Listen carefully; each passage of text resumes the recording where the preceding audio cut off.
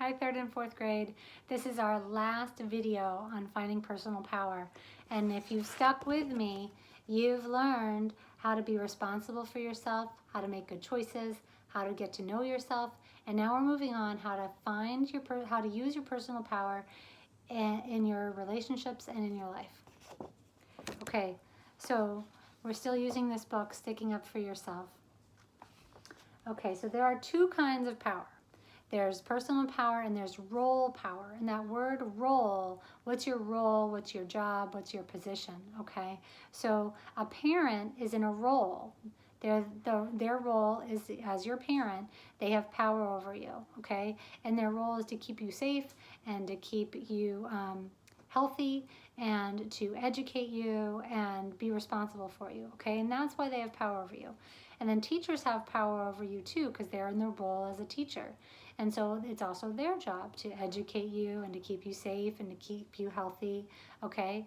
And that gives them power in your life. Same with the principal. The principal has power over the teachers, right? And so on and so forth. There are roles in our society, in our world, that give us power over each other.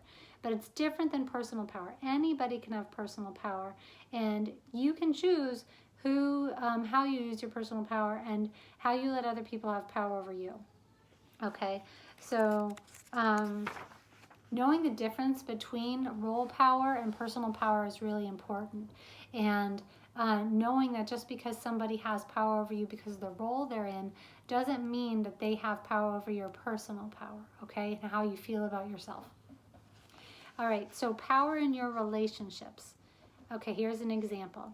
Evan and Dean live in the same neighborhood. Evan's a 4th grader. Dean is a 6th grader. Evan goes by Dean's house on his skateboard, and Dean says, "Cool board." Evan is surprised that a big kid is noticing him and says, "Thanks, I got it for my birthday." Dean says, "I can show you some tricks. I have a board too." Evan says, "Okay."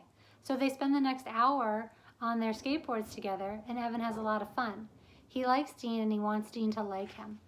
And when you look up to someone and you want them to like you and you care about what they think about you, you're giving away some of your personal power to them, and they're having some power over you. Now, this relationship could end up being great, right? They could practice skateboarding together, and Dean might help Evan become a better skateboarder, which is great. Or he might try to teach him tricks that are too hard for him or too dangerous, or make fun of him for, making mistakes or for being a baby. And that's not respectful, and that's not okay. All right? And so all through your life, you're going to meet people whose opinions matter to you. And you'll want them to like you, and you'll give them power over you. Pay attention to your feelings, okay? And pay attention to how they treat you with respect. If being with them and learning from them feels good and right inside, then do it. If it feels bad and it feels wrong inside and it feels uncomfortable or funny, don't do it, okay? Trust those feelings. You're also going to be in a situation in your life when you have power over other people, okay? And it's going to feel powerful. It's going to feel good. But you want to know if you're treating them with respect, and pay attention to your feelings. You'll know when you're acting in ways that aren't good for them, which aren't good for you either. Okay, so you have power in your choices, okay? So Ben is reading a book when his mom comes home from work. "Have you finished your chores?" his mom wants to know. "No, not yet. I got interested in this book about these 2 guys who are climbing a mountain." And "Put that book down right now and finish your chores right now, or you're going to be grounded for a week." Okay, that's example 1. Listen to example 2. Samantha is watching TV when her mom comes home. "Have you finished your chores?" her mom wants to know. "Not yet. I wanted to watch this program first." "Samantha, we have a problem. You're supposed to do your chores when you come home from school." "But this is my favorite program and it's on right now." "I understand that. So let's think of a solution to your problem." Her mom thinks for a few moments. "Maybe you can do your chores before you leave school in the morning, so when you get home you can watch your show. Or we can record it so you can do your chores and then watch it." "I don't want to do my chores in the morning, so I guess I'll record it and watch it later." Her mom smiles. "Let's try that for a few days and see how it works." Do you see the difference? Who had the choice? Did Ben have a choice, or did Samantha? right? Samantha had the choice to decide whether she wanted to do her chores in the morning or the afternoon. Either way, she ends up doing the chores. So either way, she's doing what she's responsible for, but she's finding a way to make it work for her. Both Ben and Samantha have chores to do, but Ben feels powerless. Samantha feels powerful, okay? When you're given a choice, you feel powerful. And many parents and teachers know that, okay? Even if there are little choices, like which do you want to do first, or eat the good tasting food before you eat the bad tasting, or, things like that. If you feel powerless at home, try talking to your parents about it and see if you can find ways to have choices and to feel like you have some power. Okay? And then follow through with it. If it doesn't work, sit down and have a conversation again.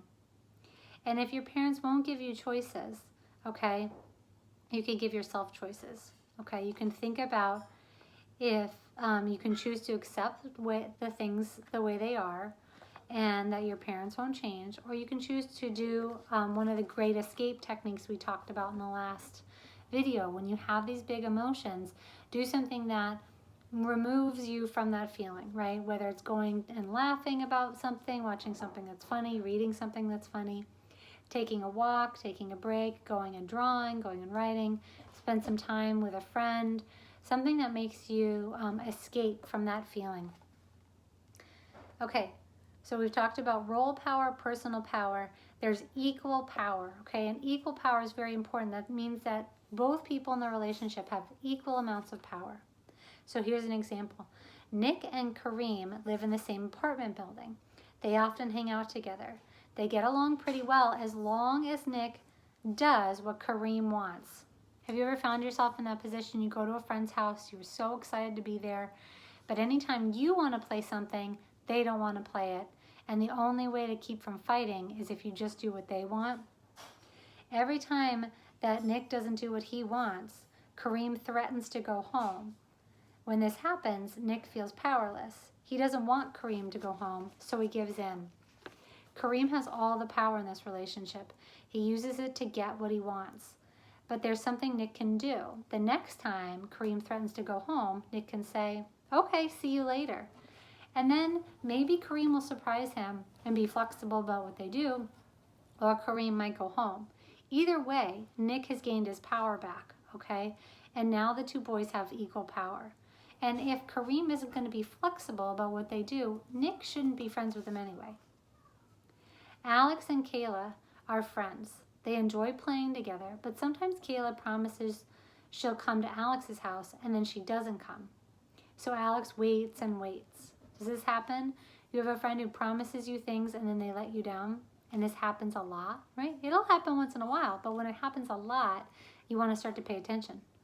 Finally, Alex calls Kayla on the phone. Then Kayla says something like, "I'm sorry, I forgot," or "I decided to stay home," or, this always hurts, "Hannah came over and I'm playing with her instead," right?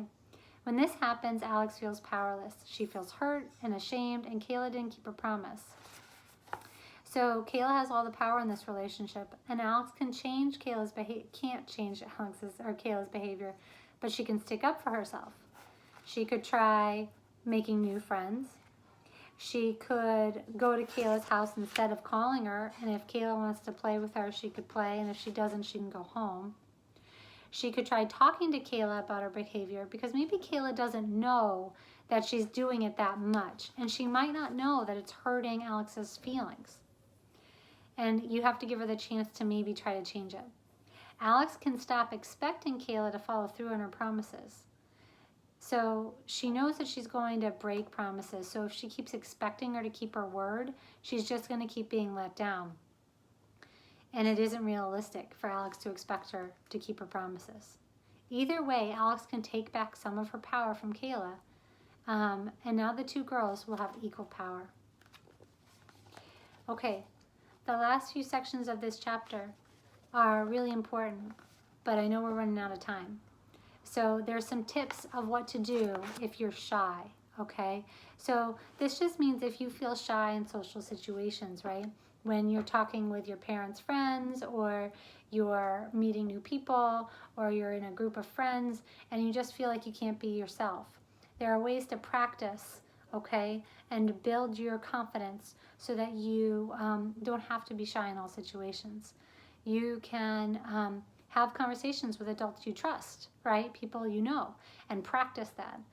You can have a goal for a day that you're going to talk to someone in the hallway, or that if someone makes fun of you or teases you, that you're going to tell them to stop, right? Or stand up for yourself, setting a goal like that. Make a list of 3 things you feel comfortable talking about, so that you know when you're talking with other people, these are things that you like to talk about and you know a lot about. Make yourself do something you normally wouldn't do, like join a club or take a class, or have a friend over, something that kind of challenges you to be brave. Instead of saying no when someone asks you over, say yes, right? Make a new friend, build your positive self-esteem, and most of all, respect yourself, even when you're feeling shy, right? Okay, this next section is on how to deal with bullies. And this is really important, and that word bully is really a tricky word, okay? And a bully can be someone who is teasing you or hurting you in many different ways, but it normally means that they have power over you, whether it's power over you because they're older than you or because they're bigger than you, but you're in a position where you don't feel like you have the power, okay? And so here are some facts you should know about bullying. If you're being bullied, it's not your fault. No one ever deserves to be bullied, okay? It shouldn't happen ever, but it does, okay? So know that it's not you, it's them, really, okay? And it's not your fault. If you're being bullied, you're not alone, okay? Listen to this. Bullying affects about 5 million elementary and junior high students in the United States, and millions more around the world. That doesn't mean it's okay, but no, you're not the only one, and that people understand how you feel, and there are things that we can do to help you. Okay, so in East Hampton, we have bullying prevention and bullying protocols, which means that teachers know what to do to help and stop and prevent bullying, okay? So telling a teacher is the first step. A teacher is always going to be willing to help you with this, and they know what to do. Bullying is more than just teasing. Sometimes teasing can be fun, but bullying always hurts. Okay, there are 3 types of bullying. There's physical, there's verbal, which means things that they're saying, and there's emotional bullying, okay, like ignoring you, excluding you from games or things, threatening you, humiliating you. Okay, these are all different ways that you can get bullied, or that someone you know could be bullied. If you're being bullied, you can do something about it. You can stick up for yourself or stick up for others, and you can get help, okay? Try not to show your emotions in front of the bully, okay? Don't try to get even. Don't try to fight back. Don't try to make threats. Don't ignore the bullying. Don't stay home from school. These are all things that are going to make it worse, okay? And it's hard. It's hard not to cry when someone's bullying you. It's hard not to try to ignore them. It's hard not to want to stay home. And there are many different strategies for how to deal with someone who's bullying you. One that I really liked is if someone is verbally or emotionally bullying you, right? They're saying unkind things to you, like, oh, nice hair, or where'd you get those shoes, or what a stupid idea. You know, whatever those unkind things are, I heard someone say that you should respond with, oh, thank you for noticing. So there's a few reasons why that's awesome. One, if someone just said to you, oh, nice shoes, and you said, oh, thanks for noticing, they're instantly going to be like, what? I was trying to make fun of you. And you're going to shock them and surprise them because you just accepted it. 2, you made yourself smile. And it's hard to have sad feelings when you're smiling. So in a way, you're tricking them and you're tricking yourself in this moment to think, you know what, I'm fine. And it's really going to stop them because there's no way to respond from that. What are they going to say? Yeah, you're welcome. So I thought that was one solution. There are tons and tons of videos on YouTube about how to deal with bullying and how to stand up for people. And if you really want to know this, sit down with a parent or a teacher and watch more videos about it, because there are some really good strategies to help you feel prepared for a moment where someone might try to make you feel bad about yourself. And I don't want that. Okay, here are some things you can do. Tell a friend, tell a teacher. Okay, you can tell them to leave you alone. You can tell them to stop it. I still think telling them thanks and walking away is the funny way to do it. Stay calm and walk away. Okay, and also stay with your friends. Right, find a group of friends that you trust. And if you feel like you can't do that, ask a teacher for help, because you know what? Teachers know all the kids, and they might know a kid that you have stuff in common with that you haven't found yet that could end up being one of your best friends. Okay, so ask a teacher for help. Okay, we're wrapping up. You have power in your life. You can be responsible for your behavior and your feelings. You can make choices about your behavior and your feelings, and choices equals power. You can name and claim your feelings. You can name and claim your future dreams. You can name and claim your needs.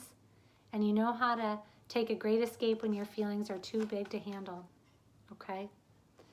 So you can get power in your relationships with other people, right? You know how to find equal power, and you know the difference between role power and personal power. And that is almost the end of this book. The next section is on how to build your positive self-esteem.